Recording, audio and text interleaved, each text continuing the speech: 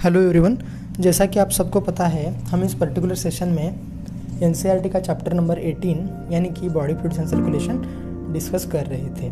मैंने इस लेक्चर का ओवरव्यू आपको बताया था कि हम इस पर्टिकुलर चैप्टर में कौन से टॉपिक को डील करने जा रहे हैं। हमने बात की थी ब्लड के बारे में, उसका कंपोजिशन, उसका फंक्शन, फिर ब्लड के अंदर होते हैं आरबीसी, डब्ल्यूबीसी, प्लेटलेट्स की वजह से होता है कोएगुलेशन और क्लॉटिंग, वो कैसे मैकेनिज्म ऑपरेट होता है, और लिम्फ के बारे में बात किया था। लास्टली हमने कहा था ब्लड ग्रुप के बारे में भी हम इस पर्टिकुलर चैप्टर में डील करने जा रहे हैं। तो उन्हीं सारे में से सभी सबसे इम्पॉर्टेंट टॉपिक जो होने जा रहा है, जिसने पूरी की पूरी सर्कुलेटरी सिस्टम को फॉर्म कर रखा है, वो होता है ब्लड। उसके कंपोजिशन को, उसके फंक्शन को आज इस पर्टिकुलर सेशन में हम यहाँ पर डील करने जा रहे हैं। तो आइए देखते हैं ब्लड के बारे में कुछ जनरल बातें। Blood is called as the fluid of life.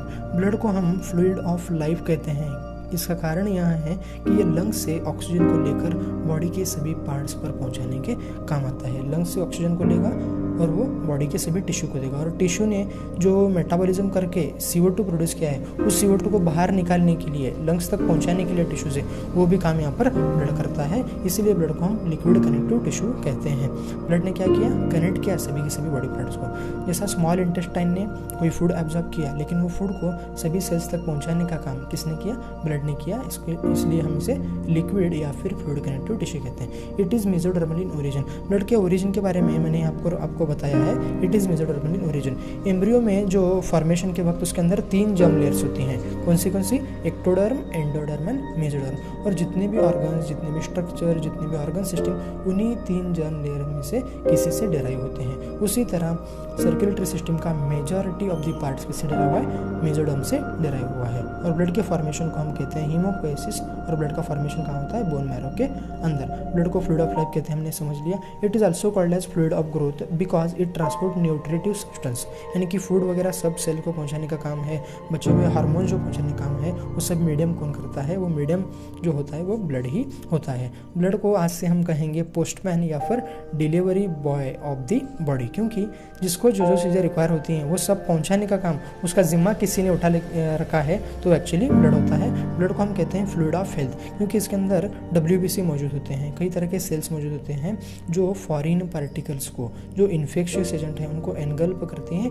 हमारे बॉडी को इम्यून सिस्टम, हमारे बॉडी को डिफेंस मैकेनिज्म वहाँ पर प्रोवाइड करने का काम करती हैं। हेल्दी ह्यूमन के अंदर कितना? 5 लीटर का ब्लड होता है। Blood is composed of liquid extra cellular matrix which is called as plasma. Blood plasma से बना होता है, और उसी प्लाज्मा के अंदर जो डिजॉल्व्ड फॉर्म में सस्पेंडेड होते हैं वेरियस सेल के फ्रैगमेंट्स, उनको हम कहते हैं फॉर्म्ड एलिमेंट्स। आइए, ये चीज़ आपको समझी नहीं होगी, मैं डिटेल में समझाने की कोशिश करता हूँ। यहाँ पर अगर हम टेस्ट ट्यूब लेते हैं, इसके अंदर किसी का ब्लड लेते हैं, बाद में इसको अगर हम सेंट्रीफ्यूज करते हैं, सेंट्रीफ्यूज मतलब ऐसे घुमाना, ऐसे घुमाने के बाद में कुछ चीज़ें यहाँ पर सेपरेट हो जाती हैं और कुछ चीज़ें ऊपर ले जाती हैं। यहाँ पर हम लिक्विड फॉर्म जो रहेगा उससे कहेंगे प्लाज्मा, और ऊपर जो ये सेल्स दिखाई पड़ेंगे उनको कहेंगे फॉर्म्ड एलिमेंट्स। यानी कि सेल के फ्रैगमेंट्स कहाँ पर दिखाई पड़ेंगे? ऊपर, उनको कहेंगे फॉर्म्ड एलिमेंट्स। और नीचे जो लिक्विड कंटेंट येलो कलर का, स्ट्रॉ कलर का दिखाई पड़ेगा, उसे हम कहेंगे प्लाज्मा।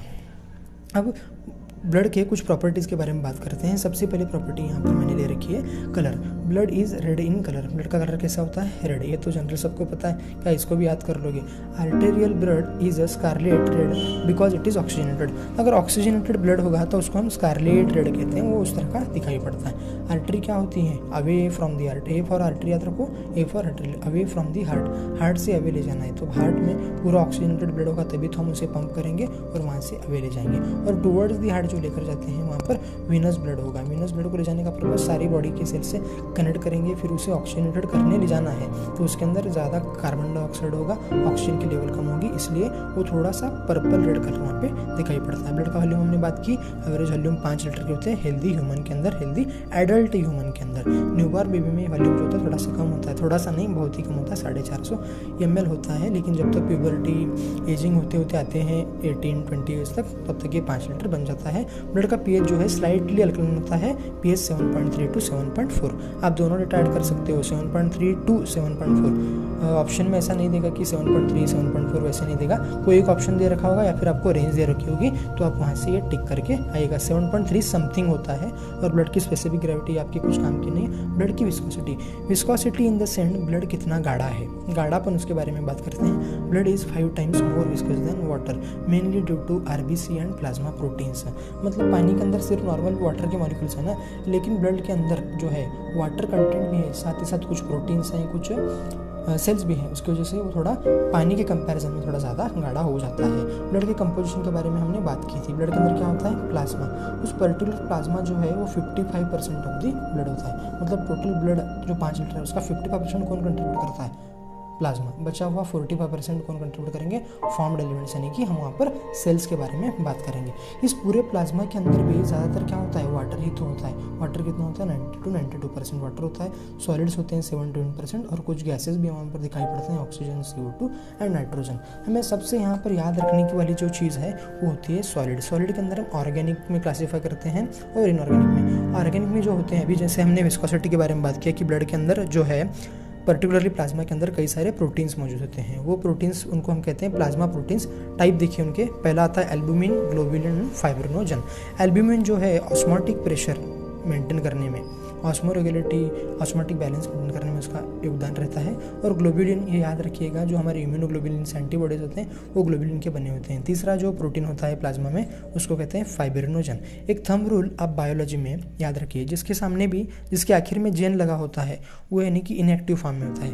ये फाइब्रिनोजन इनएक्टिव फॉर्म में होता है जब तक हमारे बॉडी को कोई कट नहीं लगता, कहीं इंजर नहीं लगती, तब तक ये एक्टिव नहीं होता, कोई क्लॉट फॉर्मेशन नहीं करता। मतलब फाइब्रिनोजन जो है क्लॉटिंग और कोगुलेशन में इसका इन्वॉल्वमेंट होता है। प्लाज्मा के अंदर कुछ अमीनो एसिड्स भी होते हैं, essential and non essential fats होते हैं, और सब में कार्बोहाइड्रेट में इंपॉर्टेंट जो है कार्बोहाइड्रेट ग्लूकोज, जिससे हम एनर्जी डराइव करते हैं। कुछ नॉन प्रोटीन नाइट्रोजनस डेरिवेटिव्स भी होते हैं, वेस्ट होते हैं, एक्चुअली हम इसे बॉडी में से रिमूव करते हैं। एंजाइम, हार्मोन्स, एंटीबॉडी सब कहाँ पे मौजूद होते हैं? प्लाज्मा के अंदर ही मौजूद होते हैं। और इनऑर्गेनिक में पर्टिकुलरली बात करते हैं हम आयंस एंड मिनरल्स की, sodium, calcium, magnesium, potassium, bicarbonates. Bicarbonates का फॉर्मूला आपको मेरे को कमेंट में ज़रूर बताना। क्लोराइड पर Cl-, फॉस्फेट्स होते हैं, आयरन, कॉपर्स और गैसेस के बारे में हम बात कर चुके हैं। अब बात करेंगे ब्लड सेल्स के बारे में। ब्लड टोटल अगर 100% माने, उसमें से 55% कौन था? प्लाज्मा था। तो बचा कितना? 100 - 55, तो 45% ब्लड सेल्स होंगे। ब्लड सेल्स को हम क्या कहते हैं? Formed elements. फॉर्म्ड एलिमेंट्स मांगे एरिथ्रोसाइट्स।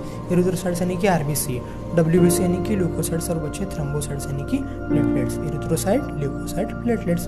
ब्लड सेल्स यानी कि फॉर्म्ड एलिमेंट्स प्लस प्लाज्मा सब मिलके बन जाता है हमारा ब्लड। तो इस तरह से हमने यहाँ पर बात की कंपोजिशन ऑफ ब्लड के बारे में। उम्मीद है आप सबको ये चीज़ें क्लियर हो रही हैं।